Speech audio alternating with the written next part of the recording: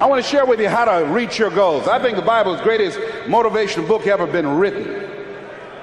Now, I want you to repeat after me, please. We got to recondition our minds first. Let us say together, good things are supposed to happen to me. Yeah, write that down. I want you to say that to yourself every day. See, we live in a world where we believe that bad things are supposed to happen to us.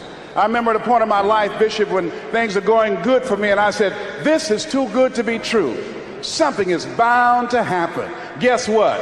It did. Thou shalt decree a thing that shall be established unto you and shall accomplish that whereunto it has been sent. Watch your words. Watch what you say about yourself, about your affairs. Be conscious of that on a daily basis. Why? Because your words are powerful. In the beginning was the Word. Life and death is in the tongue.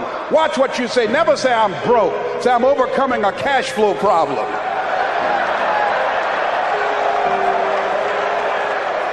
Claim what you want, not what you don't want. So affirm, good things are supposed to happen to me, and begin to believe that. Begin to expect that. Now, I was talking to my oldest son, Calvin. We were going for a walk. And I said, Calvin, do you want to be successful? He said, yes, sir, Dad. It's okay. We kept on walking. Then I stopped and I looked him in the eyes. It's my namesake, my junior. I said, Calvin, we're looking at each other eye to eye now. Do you expect to be successful? Given the fact that you are a single parent of 2 kids, given the fact that you decided not to go to college to further your education, given the fact that you are very talented, but you're behind on your dreams and your bills, do you expect, based upon your performance, based upon what you produce at this point in time in your life, do you expect to be successful? And Calvin got quiet. Because see, if you ask most people at the Manpower Conference, do you want to be successful? Do you want to live a life of productivity? Do you want to live a life of contribution? Do you want to be a better father? Do you want to have your own business? Are there dreams you want? Everybody will say yes. But see, want shows up in conversation. Expectation shows up in behavior. See, I can tell what you expect by what you do. That's why the Bible says, judge a tree by the fruit it bears, not the fruit that it wants, not the fruit that it talks about, not the fruit that it claims, but by what you are doing. See, what you do when you leave here, when the music stops, when the shouting dies down, your behavior, how you conduct yourself, writing your goals down, deciding to enroll in school to get a GED, deciding to sit into class with children young enough to be your grandchildren, decide to find some product, some idea, some service that you can provide so that you can begin to create some value for yourself so you can create wealth. And let me tell you something, ladies and gentlemen, it's very important that we begin to learn how to create wealth. I'm not talking about loving money. See, I believe the lack of money is the root of all evil. People are steal for money. People are killed for money. People go to jail for money. Every time the unemployment goes up, in those areas where the unemployment is high, that's where you have the highest incidence of crime and violence. Whenever the unemployment goes up 1% in our community, 10,000 children and women are battered. Money makes a difference in your life. I never wanted to be rich. All I've ever wanted to do was to be comfortable. How many have ever wanted to be comfortable? Raise your hands. Then I realized in order to be comfortable, you got to be rich.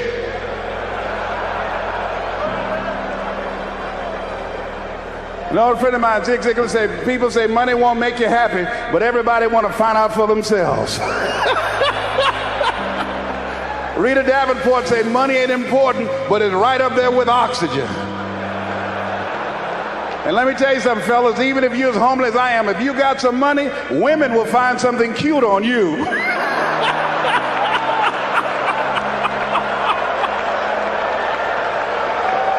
He got earlobes like Denzel, honey. Money makes a difference. I used to be so broke when creditors would call the house, my children would answer the phone and say, my daddy say he ain't home. I was so broke at one time in my life, I walked by a bank and tripped the alarm.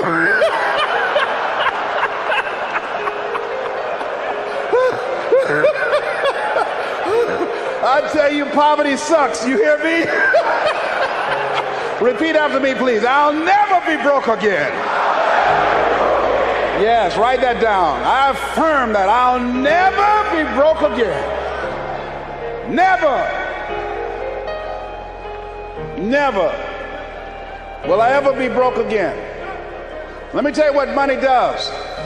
Number one, it gives you control over your life.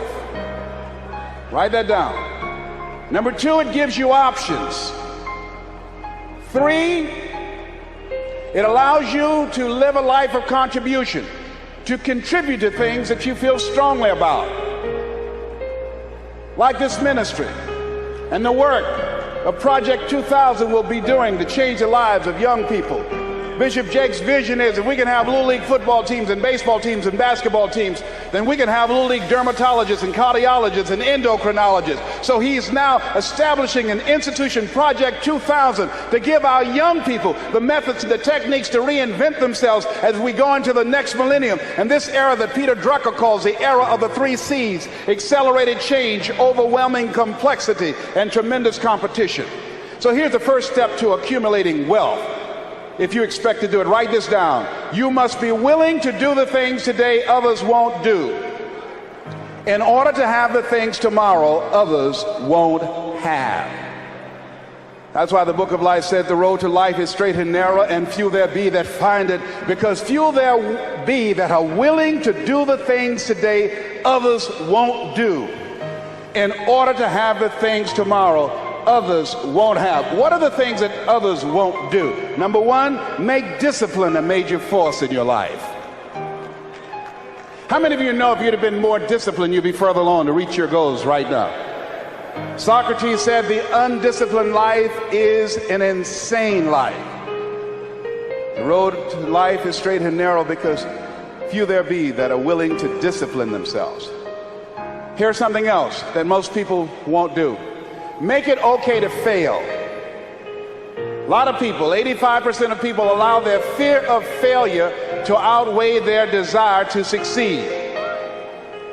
Repeat after me, please. Anything that's worth doing is worth doing badly. Yeah, see, anything is worth doing right, as we have been taught, if you know how to do it. But if you don't know how to do it, it's worth doing badly until you get it right. Now write this down. You don't have to be great to get started, but you have to get started to be great. The first time I stood up to speak, I stood up and my mind sat down. I looked at the audience and I panicked. I had to introduce a play at school. We're about to start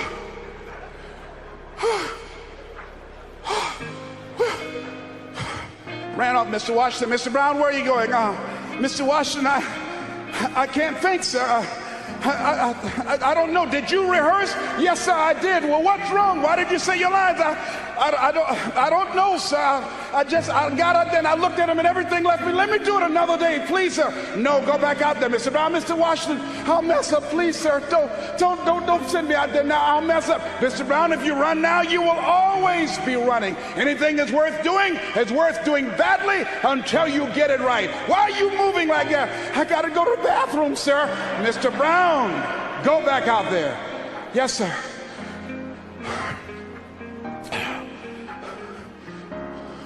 We're about to start a play called 12 Angry Men, directed by Mr. Leroy Washington. And I ran off. The next day, hey, Alfalfa! Hey, Les Brown, how are you? They dogged me out. They talked about me so bad. The next time another event came up, Mr. Washington, Mr. Brown, you're up. I said, no, Mr. Washington. Everybody says, no, not him. I said, they're right, Mr. Washington, not me. He said, Mr. Brown, you are up. Yes, sir. And I went out, and pretty soon, when people laughed at me, it didn't bother me. They would throw paper, and I could catch it without losing my concentration. And then one day, I came out, and a hush went across the audience, because it must have been something about me that indicated that I'd come to myself. And Mr. Washington had been practicing with me to give a presentation. And I looked at the audience and I said, I choose not to be a common man. It's my right to be uncommon if I can. I seek opportunity, not security. I do not wish to be a kept citizen, humbled and dull by having the state look after me. I want to take the calculated risk, to dream and to build, to fail and to succeed. I refuse to live from hand to mouth. I prefer the challenges of life to the guaranteed existence, the thrill of fulfillment to the stale calm of utopia. I will never cower before any master, nor bend to any threat. It's my heritage to stand erect, proud and unafraid, to face the world boldly and say, this I have done. Girl stood up and said, that's my boyfriend, honey. I like me some Les Brown, baby. But I didn't start off like that. You have something special. You have talents and abilities in you that you don't even know. So how do we begin to create wealth? Let me give you some ideas. Number one, write this down, knowledge. What knowledge that you have in this economy, part of what we need, that people are willing to pay you for that. Next is talent. What talent? Dion's talent is playing football. I didn't have that as a talent. My talent is talking. To me, my definition of success is doing what you love to do and find somebody to pay you to do it. You want to master your talent. Find out what it is that you love to do. I love to talk. Scripture is another key that says to us what we need to do to begin to develop ourselves. Luke 12:34, where your treasure is, there will your heart be also. So what do you love to do? And then explore ways in which you can earn a living doing that. Cooking, writing, painting, working with numbers, working with people. The other thing is, not only must you have knowledge, talent, some skill, but the other thing that's important, faith to act on whatever your dream is. See, if you don't believe in yourself, how many people you know that have a lot of talent, a lot of abilities, but they don't believe in themselves? Raise your hands. See, that faith is very important. So the faith to act on those dreams, those desires.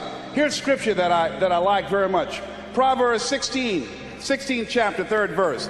Commit thy works unto the Lord, and thy thoughts shall be established. Commit means to carry into action deliberately. Commit means to make it happen no matter what.